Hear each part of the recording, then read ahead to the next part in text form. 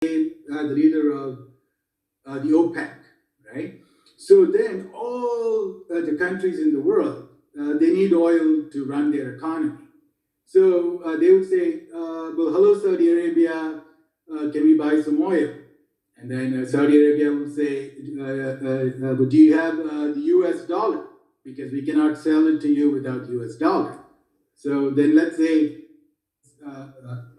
some the African country or well, India or whatever. So they say, oh my God, so where am I going to find some dollars? So they call the US. Hello, we want some dollar to buy the oil. Then the US would say, okay, then you have to sell your gold to me. Then you have to sell your copper, timber, and iron. And well, your people have to work for,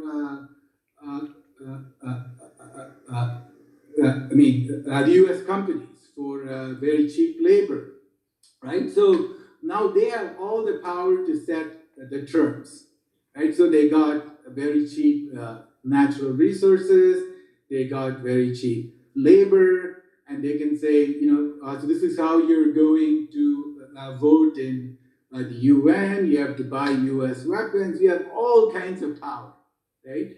So that's how it was able to maintain that the power. And the US also will uses the IMF and the World Bank. Okay, so these two institutions, they pretend to be this like very noble institutions that are out to help the developing nations. No, they're just like an arm of the U.S. So if you look at the map of Washington, D.C., the IMF, the World Bank, the Federal Reserve Bank, they're all on the same block. Okay, so they're all friends. They're all just one big happy family, and they work together to create the debt trap. Okay, so people talk about China's debt trap. Okay, they are nothing compared to the IMF and the World Bank, who have fine-tuned this art since 1945. Okay, and that's how they keep all the developing nations down. Right. So Libya was the wealthiest country in the whole of the African continent. And he did like amazing stuff. He gave free education, free hospital, free housing. So he used the oil money very well. But he had a plan. He said, so I'm going to form this, the currency backed by gold just for the African nations. So we're not going to be slaves of the IMF and the World Bank. So what did the US and NATO do?